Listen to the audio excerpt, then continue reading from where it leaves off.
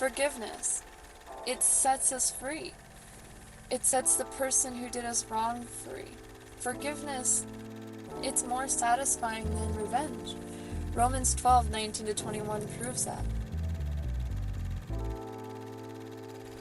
Holding offense inside ourselves only causes more offense and more hurt. Romans 12:21 says that we will only fight evil with good. We cannot fight evil with evil. Same thing with offense.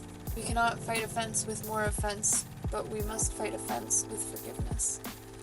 Forgiveness condones nothing, but it does cast off chains of anger, judgment, resentment, denial, and pain that chokes your growth and the person you're not forgiving's growth. In this way, it allows for life, for freedom, so that what's at stake when it comes to forgiveness? Freedom. With this freedom, we can feel better, be better, and choose better next time. Alright.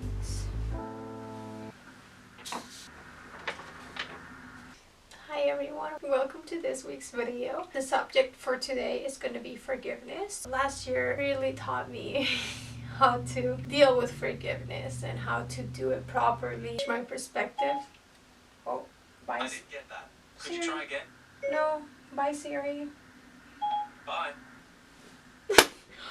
Oh my gosh, did I just break my phone? Some perspectives definitely come from watching Michael Todd's videos on Forgiveness University. So I'm just going to start by a true champion must... Oh my gosh, my Bible fell. Bruh. Third attempt or whatever attempt this one is. So a true champion must always overcome unfairness. So forgiveness is always needed in an unfair circumstance. If we go back to when Jesus died for us, he had to overcome that unfairness that was happening to him. For him, that was the battle that he was facing. He was facing something unfair because he didn't do anything wrong. But yet he was taking in the situation where most people were against him. Even the people that were close to him stabbed him in the back, which is interesting because that normally most of the offense that we get really hurt by is normally the people that were actually the closest to us. So something that really helped me overcome the unfairness and the damage was to actually acknowledge that something was wrong and acknowledging that there was an offense that I was holding in my heart. And so many people just ignore that offense, ignore the unfairness, ignore whatever that person did to them, and just keep moving on with their lives. But what they're doing is really holding that resentment in their hearts. And they're holding the unforgiveness.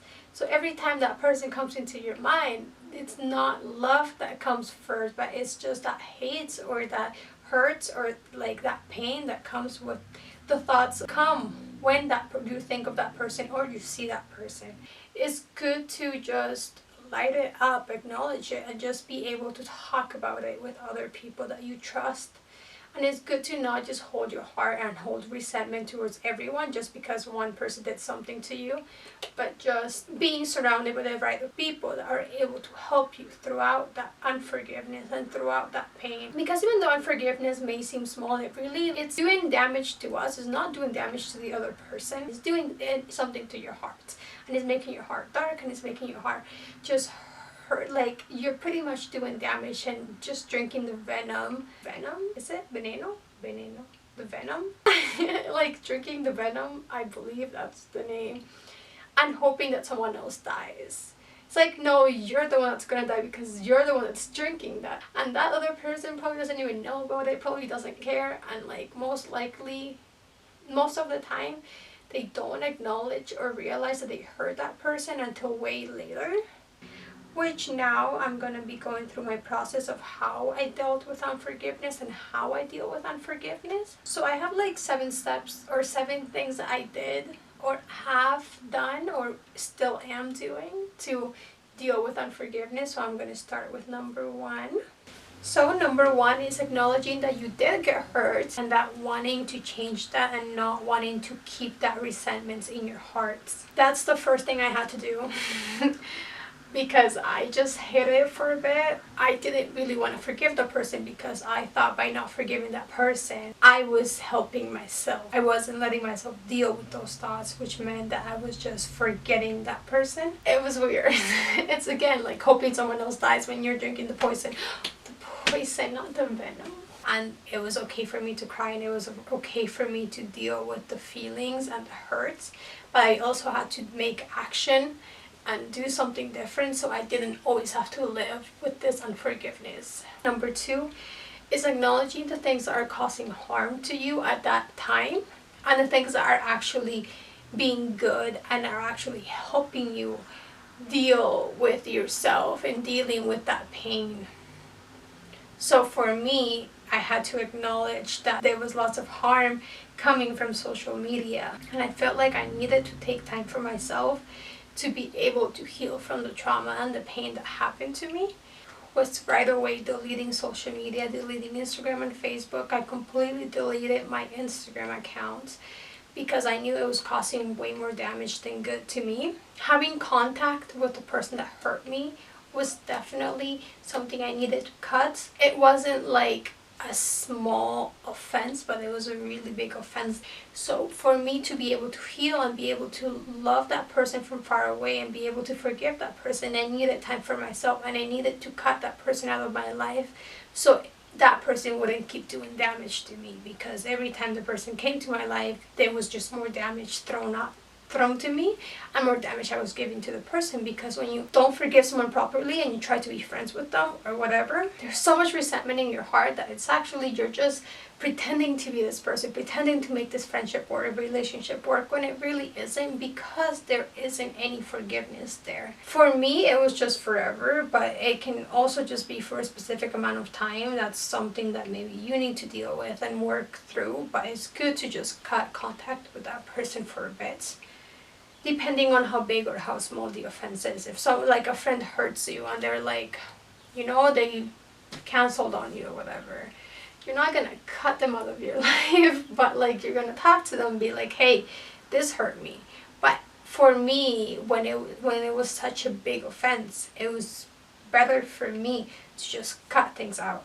And then good stuff that I had to do, and like the good stuff that was helping me, was just counseling. So talking about that harm that was done to me, so that then someone else that had the wisdom were able to help me throughout that process of not keeping my heart hard and dark, but being able to forgive and being able to be the loving person that I want to be. And then with that is building a healthy community, so being surrounded by people that are going to help you and that are going to take care of you and that are going to help you realize that not everyone is out to hurt you, but many people are actually there to take care of you and guard you. So it's good to be surrounded by a good community of people that are a good influence on you. Then something else, yes, the harm was social media, so the good thing I did was just delete my social media. So yeah.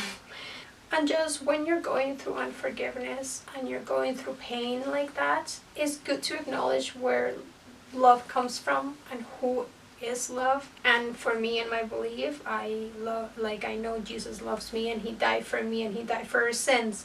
And when he was dying, he said, God, forgive them, for they don't know what they're doing. It's a good way to just start off by knowing who loves you and knowing who died for you and knowing who forgave you, because by knowing that and knowing how big his love is, we're able to do the same to other people. So we're able to recognize, yes, I also do bad things, I also hurt people, and yet I still am able to be forgiven. So why can't I forgive this person that has hurt me?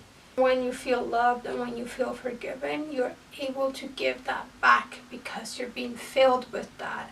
And then just something else that you can do when you're going through unforgiveness and through hurt is it's finding your identity and finding the love for yourself and finding who you are, because it really helps you kind of gain more respect for you and gain, in a way, the boundaries that you need to put. So boundaries aren't to push people away, boundaries are to keep people close.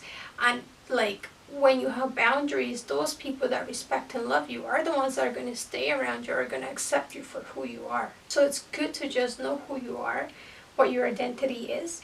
So then you're not just letting everyone in, you're letting the right people into your life. Normally people, when they're going through hurt or going through unforgiveness, they just let all these people in and they just want to feel the comfort.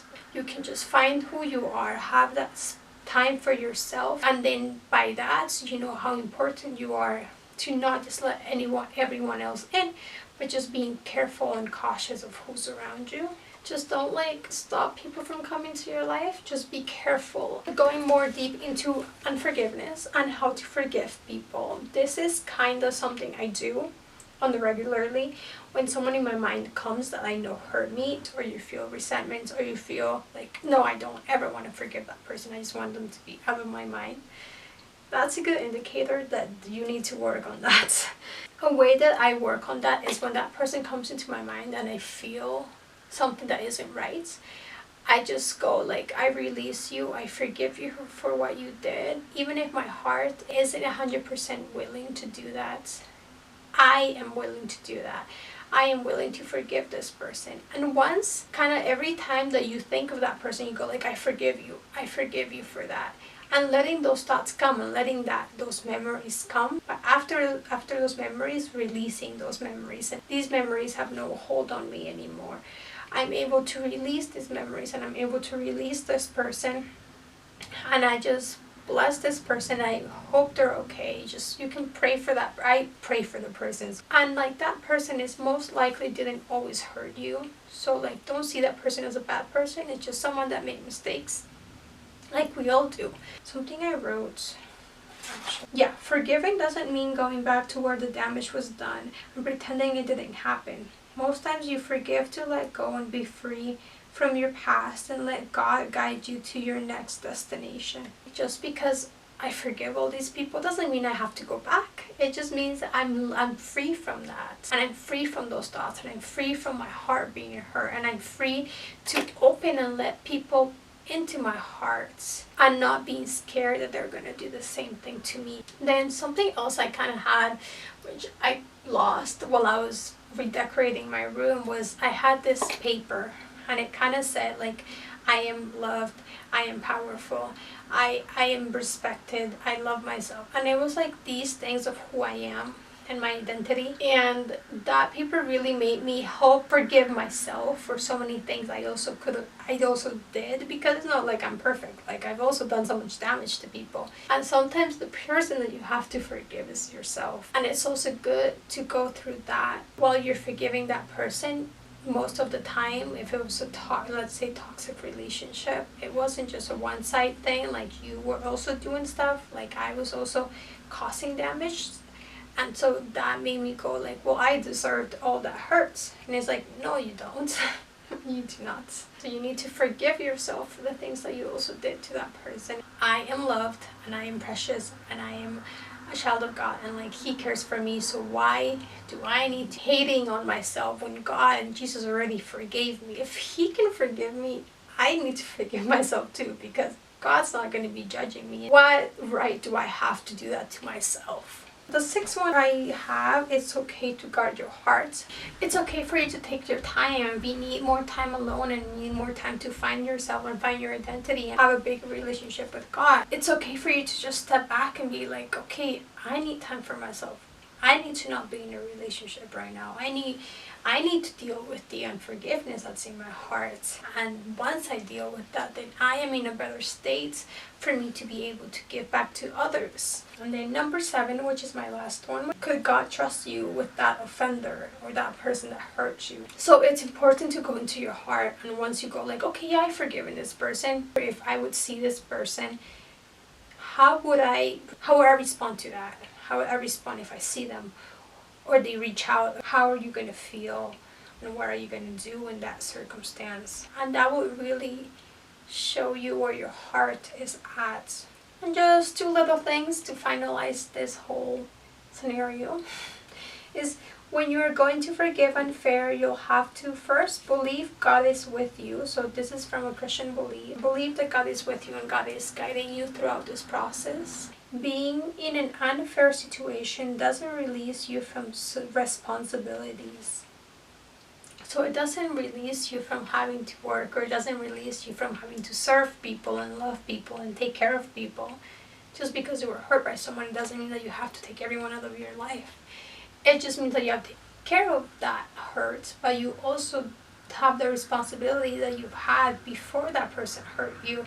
So you still have to work. You still have to work on your passion or your purpose or whatever it is that you need to keep working. It's good to take time for yourself, but it's also good to keep yourself moving forward. Thank you for watching. You guys can comment down below what you thought or any ideas or different perspectives. And then just like the video, subscribe to our channel, and follow our Instagrams. And thank you for watching. Bye!